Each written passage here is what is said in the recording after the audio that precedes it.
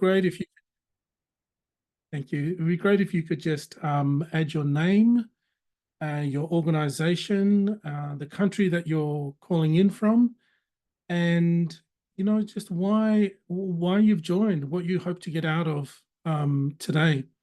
And so the question we'd like to put into the chat for you there is, putting your name and the country that you've joined in from. But what are the key questions that you have that have inspired you to come along to this webinar today? So that's what we would just hope that you can, as you're just settling in for the next couple of minutes, just be great to see who's in the room with us. Thanks, Jesse. Yeah, first one to put your name in. Terrific, thanks.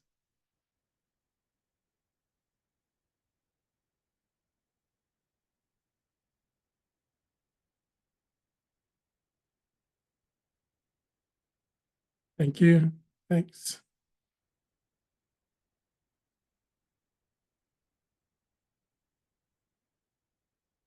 Thank you.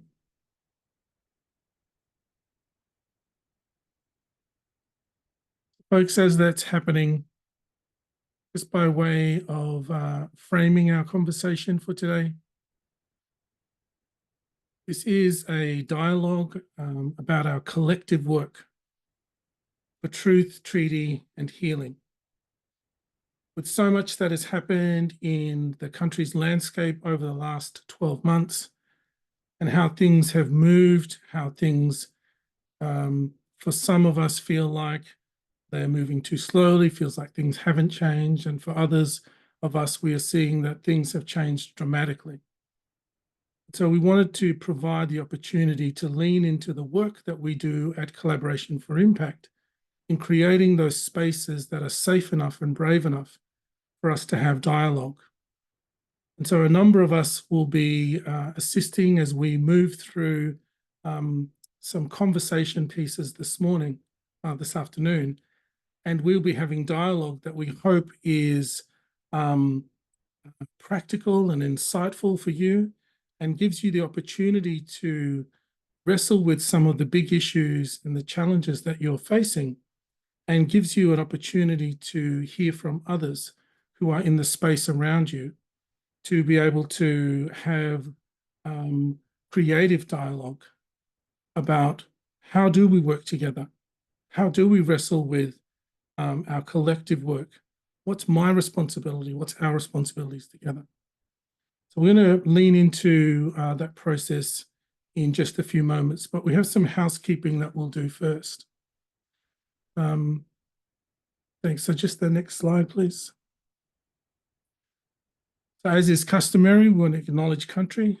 It's part of the business as usual, culture as usual for us as an organisation, acknowledging our continued custodianship, ownership, and relationship with the land as First Peoples, acknowledging that our sovereignty has not been ceded over these lands, acknowledging that there is work being done on those huge legal arrangements at treaty levels in various state jurisdictions, but also the many decades of work that has been done on that recognition of the First Peoples and our relationship and rights to the land, and acknowledging and paying our respect to First Peoples who have joined us, for those of us who are part of the facilitation team as well, the elders and communities that we come here representing, and the elders and communities that you also represent by you joining here in your roles as allies, in your roles as community members, in your roles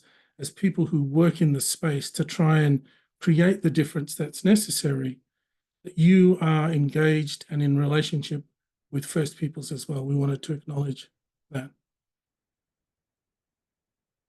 Thank you. Just the next slide, just so we can have an understanding around who we are as an organisation. In a few moments, actually, I might skip this slide because I'm going to invite Anna, if you could talk a little bit when we go back into the gallery, if you could talk a little bit about Collaboration for Impact. But from a technical housekeeping point of view, folks, this for us to be supported in this work, we have the tech support from Mukhtashree, who can help you to understand how to use the chat function. We've got chat monitoring done by Minhua, and we also want to capture our learning. So we've got a Miro board that the facilitators have access to, that they'll be capturing our learning in order to feed it back for us. And the purpose of that, folks, is so that we can produce some kind of insight into your wisdom, and it be fed back to you, so that it's something that you can take away, and it's something that you've learned from the other participants who've been part of this conversation today. It'd be great to use speaker view or gallery view when we are in the room, in the main room.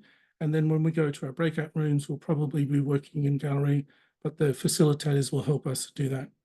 So again, just recapping that this will be a recorded session in our main room like this, but in the breakout rooms, they won't be recorded.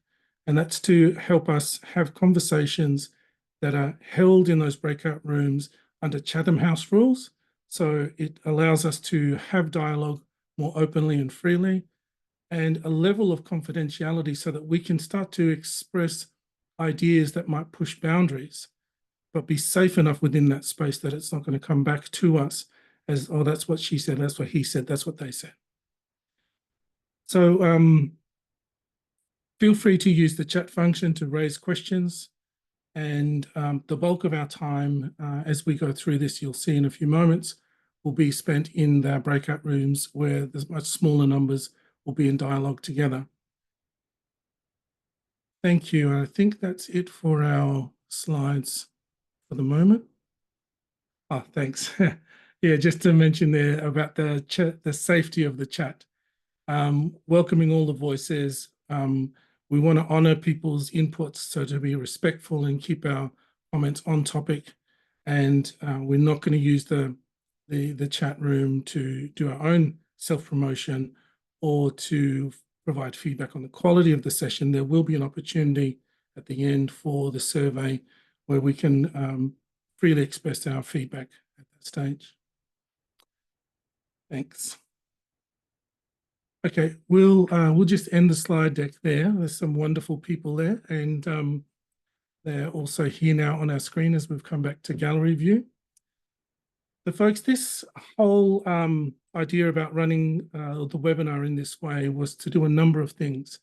It was to try and help us hold purposefully a piece of attention between National Reconciliation Week and NAIDOC Week, to allow us as Australians to get used to this rhythm that might sit in our national calendar, that we have these two significant weeks where the conversation about First Peoples is it's high on the agenda for many Australians. And so we wanted to keep this as a conversation piece around our collaborations. So we're trying to activate the weeks between National Reconciliation Week and NAIDOC Week. And we want to help with the opportunity to have really fruitful conversations that help us to navigate these big issues around, so what do we do? How do we work together to support truth, treaty, and healing? So we're trying to create a space that helps us to take our next steps. And what we mean by our next steps really sits into the context of where you are starting from. And so next steps for some of us means, how do I begin? How do I take my next steps because I'm new to this environment, or I'm new to the context in doing this work? Or perhaps you're an experienced person who's in a new environment where the context in which you work, the community, the organization, they're new to the context, they're new to this reality. So how do you start with the early signs and take those early signs to move to consistent pieces of work? But then for some of us, taking the next step means that we are going from established organizations, established contexts that do this every year, but they're looking for, what are the next steps that we can do? How can we go further? How can we support more? How can we start to change the systems around us in order for us to grow more equity, for us to be able to be have better relationships with our First Peoples? So we're going to have those two streams of conversation in the process today. But as we launch into this, I just want to invite Anna as the CEO of Collaboration for Impact. Anna, can you just give us a few words about why this is so significant and important for us as an organisation? Yeah, sure. Thanks, Mark. And hi, everyone. Great to see you all. I acknowledge I'm on the lands of Mirrawena people here in Lutruwita, otherwise known as Tasmania. It's so wonderful to see you all. And thanks for joining us in what we felt was actually really important to hold as a dialogue and a conversation now more than ever. So this is in the context of, I mean, many of you here, the communities, the collaborations that we've worked with for many years, this Collaboration for Impact, right across the country. We're all well aware that collaborating in ways that create truth, treaty and healing, I mean, it's the core work of our country right now, especially post-referendum. And it's work that doesn't just start and end with cupcakes in Reconciliation Week. We also recognise that every person and organisation has a legitimate starting point for this work. It is highly contextual and it depends on where our systems are at. But it's also up to us to collectively shift them. And the collective part is important there too. So we've been having this type of conversation for quite a while within CFI and also externally through our deep collaboration practice with communities, government, corporates, other organisations, and many of you here. And we all know that this is both, personal work, it's the work of our internal organisations, and it's also the external collective work in the wider systems that we're all a part of. And the systems that many, but not all of us, benefit from. So this is work that happens at all those levels and it happens simultaneously. So we offer this as a dialogue today, really as a way for us to elevate this important time of year.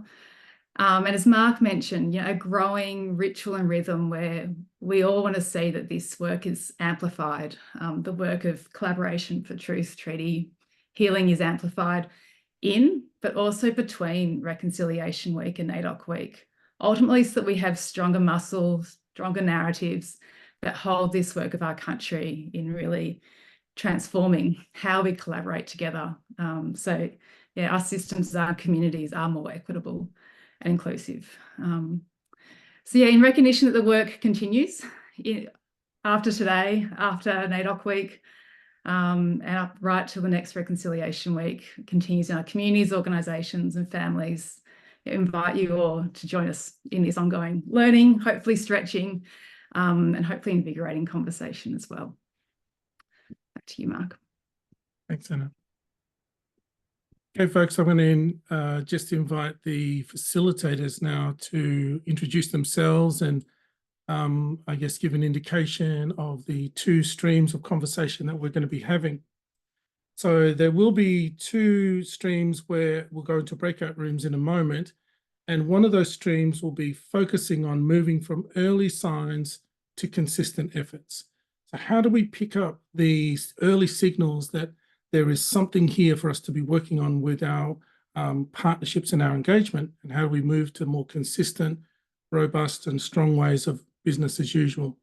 So Anna, you've just heard from, but Anna and Grant, Angela and Jane, I'd like you to just introduce yourselves and give us a bit of a flavour of the conversation you're going to be having. Across to you, Angela, maybe. Yep. Thanks, Mark. Hi, everyone. I'm Ange, coming to you from border country of Jarrah, Tanarong, Wurundjeri lands, just at the base of Gabor, Mount Macedon, out of Naarm, Melbourne. And I'm going to be working with Jane in one of the breakout rooms where we'll be talking to you about the early signs of change and how we go from those early signs to consistency. So I am, and we are really looking forward to having that dialogue with you. I'll pass across to you, Jane. Jingala Walu, my name's Jane Yerika. I'm a proud Minyambul, Yukambeh, Dunghutti and South Sea Islander person. I'm an associate with CFI and really excited to be having this yarn with you around how we can move from those early stages and really start to nurture and support organisations and individuals to take that next step when it comes to collaborating with First Nations peoples. Thanks. I'll throw to Anna. Oh, thanks, Jane. I'm going to pass right on to my buddy here, Grant, partner in crime. Pass away, my friend. Hey, everybody, I'm coming to you from Quandamooka Territory in southeast Queensland. So I'm just south of Cleveland. Over there is Stradbroke Island and a lot of Moreton Bay bugs, if you care to go fishing for them. I'm looking at being with you, journeying with you at these early stages of adventure, of questioning and imagining things in a better space, in a better place. So all starting places are good, and we're looking forward to how we might start the adventure with Anna. Thanks for that. And the next stream that we'll be looking at, the other stream that we'll be focused on in our breakout rooms, will be the one that's moving from those consistent efforts. So imagine you're in a context where they regularly will focus on First Nations around Reconciliation Week and NAIDOC Week. Perhaps you have an event or some kind of thing that happens around January 26th. How do you move from those consistent kind of, yes, we do this, to more changing of the systems, starting to address some of the deeper issues, the entrenched issues that are around us? And so to hold us in that dialogue and in those conversations, I'd like to invite Cheryl and Bianca, Sarah and Rodney, if you could introduce yourselves and give us a bit of a flavour of that. Happy to kick that off. Thanks, Mark. Hi, everyone. My name is Cheryl Godwell Pepper. I'm a proud Kookaburra woman born on Kalkadoon country in central West Queensland and currently living here on Wantunda country in the west coast of WA, so just outside of Geraldton. I look forward to joining you all soon in our session around systems change and changing the systems, but in the spirit of truth, treaty and healing. And I will pass you to my esteemed colleague Bianca, who I'll be sharing some space with you all with. Hey folks, my name's Bianca. I'm also down on Moina lands in Lutruwita, Tasmania. The perennial question really, how do we leverage our skills, knowledge and networks to leverage up for bigger systems change, especially in the context of truth, treaty and reconciliation. So looking forward to supporting the conversation and generating new insight, understanding and potential pathways forward for us as collective working to support greater justice and equity in this space. So I think I'll pass to Sarah. Perfect. Thanks, Bianca. Morning, everyone. Nice to be with you. I'm joining from Yugambeh country, right at the southern end of southeast Queensland, border country with Bundjalung. I'll be joining Mark and Rodney in the conversation with you and looking forward to supporting and hearing your ideas about how we can use the momentum. I saw in the chat a lot of people saying what's the next step in allyship and post-referendum. So looking forward to supporting that conversation. And I'll pass over to Rodney. Hi everyone, Rodney Green from the northwest coast of Lutruwita, Tasmania, practice lead with Collaboration for Impact. I'm really interested in our chat room today to hear about what consistent practice looks like, but also to explore the enablers that move us to systems change. Thank you. Thank you to all of you for agreeing to hold these conversations. And folks, this is an opportunity for us to bring our wisdom, our knowledge to the surface. And hopefully you've heard something of a flavour of the types of conversations that will spark your interest. But also I want to really affirm and repeat that everyone is welcome. Everyone's starting point is legitimate. It's honourable. No matter where you begin and how you engage in this work, we need your efforts in order for us to make change, in order for us to improve our collaboration together. So there'll be half of us who will be in small breakout rooms that are focusing on how do we bring our wisdom to help people, many Australians who are going from early signs to consistent efforts so that their practice becomes culture as usual, business as usual. And then there's another conversation where the other half of us will be there going, okay, we've got this culture as usual part. Now, how do we leverage the momentum and keep going and do more work? So if you find yourself in one of those rooms and perhaps you might be thinking, oh, I wish I was in the other room, that's okay. We're going to come back together later on and we're going to share our wisdom across and we will all take this wisdom away with us as part of the follow-up emails around here's what has come up in these conversations. So I invite you to join into the conversation. When we go into these breakout rooms, we'll be there for at least 35 minutes together, and it will give us a chance, an opportunity for us to have some meaningful conversations about these are the things that are really impacting and challenging us in doing these works, in taking our next steps. So Mukteshree, I guess I turn to you now to, can you put us into our breakout rooms, and we'll begin this conversation.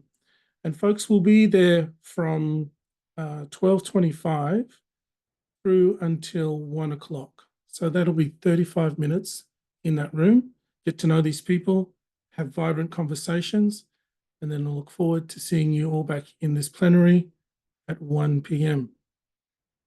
Mukteshree is over.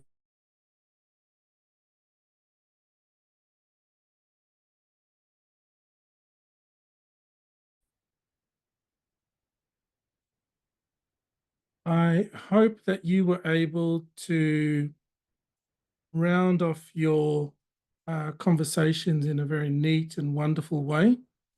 I hope you weren't caught halfway through your point, halfway through that sentence, or even worse, that you were right at the punchline of your comment. And that's why I never get to move back to the main room. Welcome back, folks. We've got time and space now to hear about these conversations, that we've been having in those smaller breakout rooms, an opportunity for us to hear from your wisdom and your insights around, so how do we move from early signs to consistent? And then how do we move from the consistent work to addressing some of the bigger changes that have to happen? I'd like to invite the facilitators who were responsible for holding those conversation spaces. So we might begin with starting at group 1, and then we'll work our way then through to group 4. So group 1, could you give us a bit of a flavor about what your conversation was like? Cool thing. Grant, do you want me to kick off and then you please add? Yeah, great. Awesome. So quick summary, maybe 3 key points. Actually, Grant, add, and then others in the group, please. So we had a conversation, super great conversation. So one of the things was really meeting the system at each of our contexts where it's at. And, there's a conversation around we need structural changes, we need spark, we need muscle. But then there's a conversation at the same time, and then how do we also tend to things like grief and shame and guilt? So we're holding the 2 things together, the structural and the muscle, and the heart and the guilt and the grief of it. And that led us into another conversation around, what do radical shifts look like in each of our contexts? And quite a robust conversation that what looks radical in one context may not seem radical in another context, but it is about that thing of meeting the system where it's at.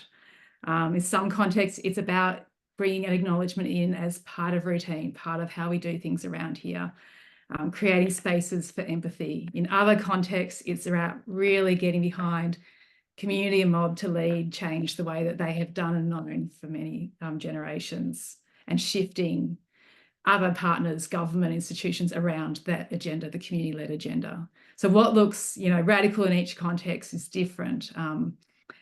But then when it all started to feel like it was a bit big and beyond us, we then had a conversation about, well, what are the next steps? So what's the here and now calling for? And what are some of those opportunities to collaborate in more transformative ways rather than the tame ways? And so there's some great stories that we started, and hopefully a little bit captured in the Miro board. Grant and others? Yeah, I think it's, as is always the case in these places and conversations, you just start to get on the edge and you wonder, I really would have loved to hear what the next brave space or the next brave step looked like in that community context, or that from that from that person's space. So, yeah, I think the aftermath of the referendum was like the unspoken guest in the in our space as well. It certainly has left a mark on pretty much the room from various spaces, both First Nations people and folk that are part of our broader Australian community. Were saying this post referendum impact has left its effect on us, you know, to the point where people are thinking, I don't even like the word ally. What does ally really mean? You know, when we use these terminologies, and what are we describing? And is the language we use match the change we want to do and see and embody? So, yeah, some deep, some topics that have implications were certainly mentioned at this level.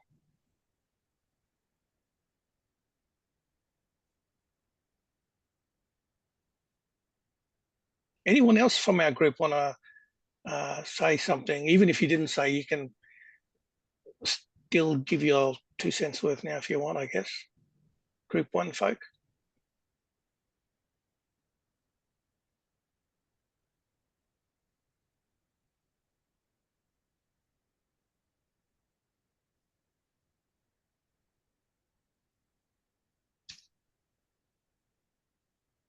Hey, Mark, are you saying something? Yeah, I was. Yeah, beautiful. Did I look like I was saying something? I just had that You just sense, couldn't yeah. hear it? Right. Sorry about that. Thanks for that, Group 1. Appreciate that. Let's move to Group 2, and we'll have another conversation here, and then we'll move 3 and 4, and then we'll have a chance for all of us to give some feedback.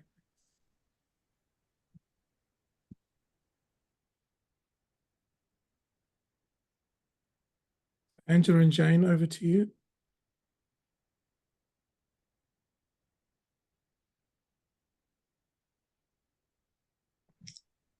So I'll go. So we had a really great yarn as well in our chat, and we've kind of, Angie's gone in and highlighted some of the yellow ones, which are really key discussions that we had. And, you know, we talked a lot around reconciliation action plans and how they're often that first tangible step that an organisation might take once those early signs have been, you know, acknowledged, and they have started to nurture those early signs into, okay, how can we take action in this space? How can we start to show up in this space?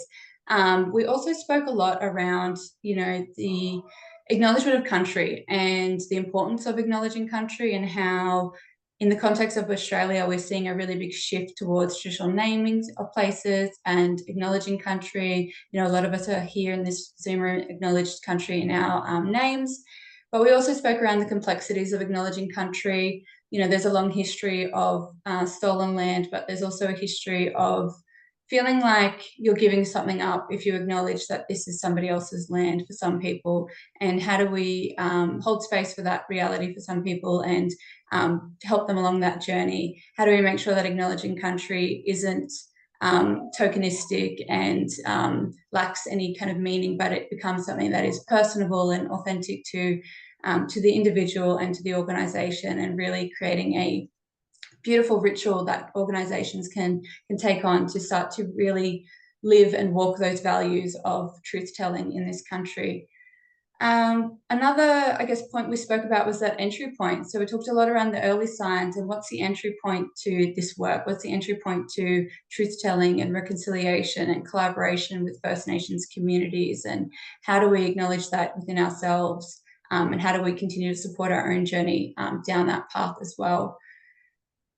This webinar was set up to acknowledge that in-between space between Reconciliation Week and NAIDOC Week. And we also spoke about, well, what happens before Reconciliation Week and what happens after NAIDOC Week?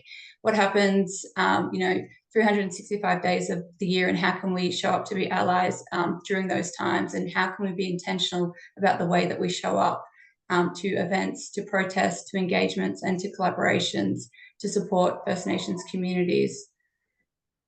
the referendum weighed heavily on our you know, hearts during this discussion, and you know, the impact of that for First Nations communities and for our allies as well, and the frustration in the lack of reliable information and reliable knowledge that was available during that time. And how do we make sure that we are being mindful of questioning the media, questioning politics, and questioning that information that is out there, and making informed decisions about what is right for us. Does anybody else from my group, mine and Angie's group, want to jump in? Did I forget anything, or is there anything else that you wanted to add to that? I'm just going to quickly add a little bit more around how the early signs can look different depending on where you are, so the context, and also generationally as well. So there are different examples of yeah, how the early signs for people's children might be quite different to the parents, to others of different generations or other groupings. Thank you. Thanks, group 2. Well, I'm going to move us through now to the next group, and we've got there's 2 more groups to go to hear from the conversation. So over to you, Cheryl and Bianca. Thanks, Mark. Bianca, I'm happy to kick off a bit of a reflection on some of the key comments and discussions in our group. I think similar to Anna, in the highest levels of the 3, there were 3 kind of main areas of discussion in room 3. I think there was a really important conversation at the front end around what reconciliation actually means. So defining what reconciliation means and what it actually means to First Nations people, for non-Indigenous people, for communities, for people individually and collectively, and what that actually looks and feels like for different communities. Asking the question about what is the consistency about reconciliation and how do we build on that? And there was a really beautiful kind of segue into this conversation around the challenge or the tension with consistency. That is consistency also the sense of stuckness. Like if we're constantly doing the exact same thing over and over again, but we're not seeing that system change, is consistency actually a good thing? And that led very beautifully into that really critical conversation and the questions around what does a good ally look like? How do we work through the results of the referendum? Giving power to voice and why you're doing acknowledgement of country and how significant that actually is. So in closing, there was this really beautiful kind of harmony rising to this collective voice at the end around the importance of building relationships, of authenticity, of integrity, of deep listening, of actually understanding what the reality and the context is for First Nations people in communities, in their regions, in the work that you do and in the agency that you hold within your organisations, but equally individually as people within those organisations and then within the broader context of the system. So how does the listening create change? How does that data inform how we move from consistency to systems change? And where is the openings or the opportunities and the avenues to do that? How do we actually allow time for listening, for healing and for sharing? So I think that I couldn't really sum it up any better than that. And Bianca, more than happy for you to add if there's anything else, and equally for everyone in the third room. If I've missed any points that you'd love to speak to, please feel free to share. Maybe just to add, by way of normalising that everyone was coming in with different questions, and there were certainly more questions than answers in our group, and it was really lovely to hold this space and be in the space where we could come with the questions and just sit in silence for a bit until there was something that we felt to share. And as well, just that the questions that people were coming in with were being held at both a personal level, but as well as organisational. So just to note that there were different sort of layers that folks were thinking about those questions in relation to, and that the considerations for each of those levels would be different depending on the context.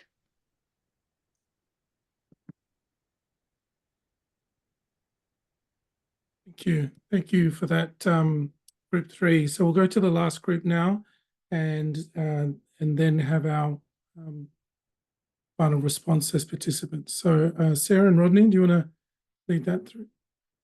Great, thanks. Maybe I'll jump in, Rodney. You can add. So really deep conversation. People were generous in their sharing. So thank you. A big theme, just picking up from where Bianca left off there, was around the internal nature of the work and really a lot around the individual practice and the intentionality of that on a regular and consistent basis. So acknowledging history, understanding trauma, understanding your own, or understanding white culture, understanding and showing up with kindness and curiosity in all of the roles and spaces that you engage with in your life. Maybe the second theme was then around how to embed that in some new ways. So whether that's in new spaces, using new technologies, or using new dates and new forums to do it. So not just sticking to the NAIDOC week or the reconciliation week and so on, but just creating new spaces and new places to be practicing using these practices. And the third then was around, actually, there was quite a lot of conversation around doing this work together. So stepping out from just the individual practice, but doing it together actually requires more time. So there was examples of diversity of views and experiences in the organisation mean now slowing down and rethinking, why do we do those things that way? Maybe we need to do it differently. How do we decide together what that looks like? So creating the space and time for those conversations and practices. Rodney, Mark, and the rest of the group, is there anything else you want to add?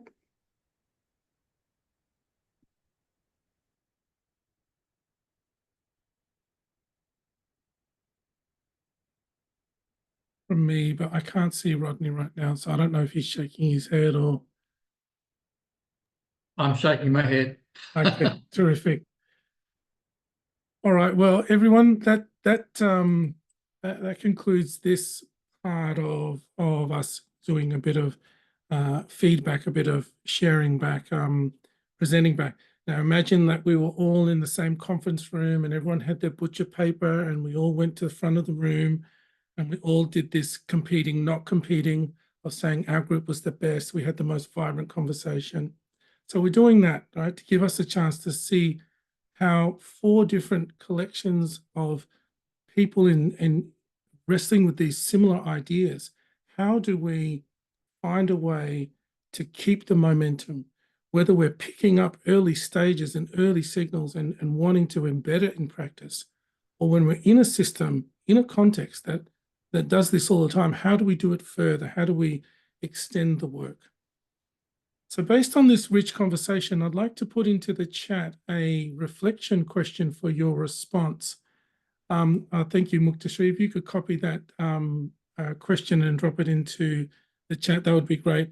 And I just invite you over the next couple of minutes, folks, just the next 2 minutes, if you want to just respond to this question around what have you taken away from today's conversation that is about you taking your next steps. Thanks, Muktashri. So that question there, what have you taken away from today's conversation about taking your next steps? So we'll just hold space here for about 2 minutes while you can just respond to that in the chat. Would be great. Thank you. And including facilitators, if you've got any comment in response to that question as well. What have you taken away from what you've observed and what you've been part of?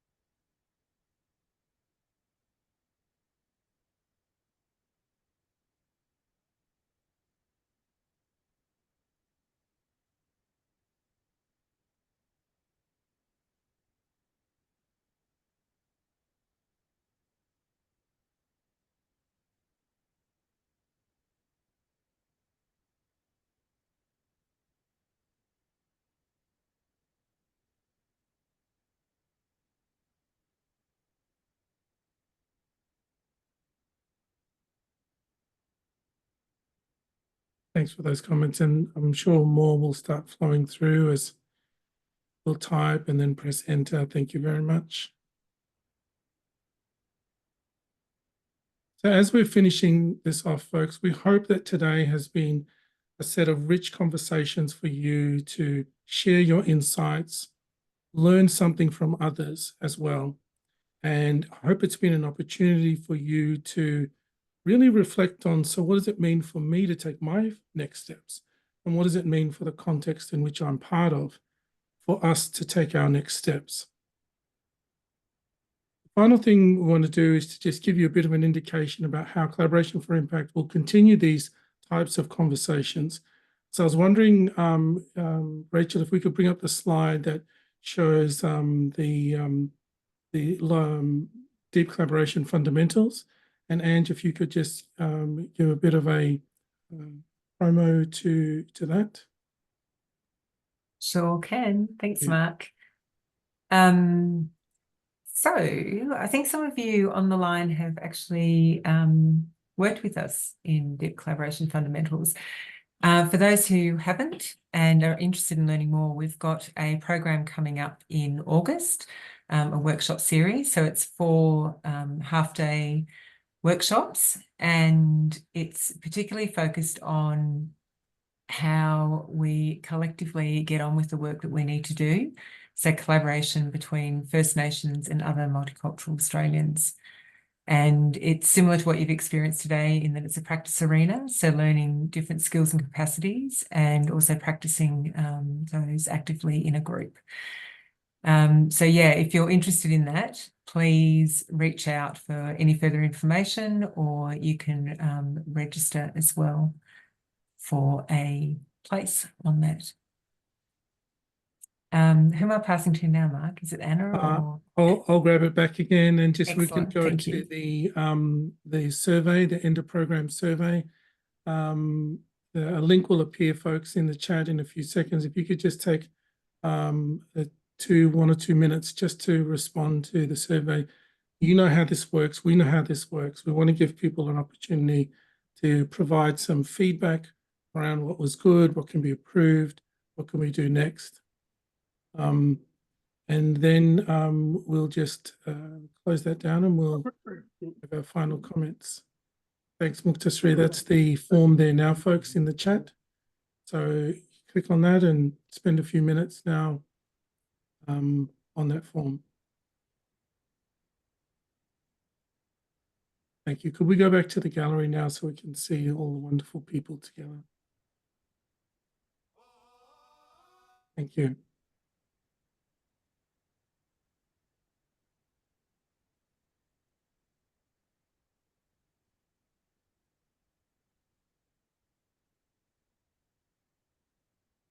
All right, everyone, from my point of view as practice lead for deep collaboration at Collaboration for Impact, this has been a great opportunity for us to activate these weeks between National Reconciliation Week and NAIDOC Week.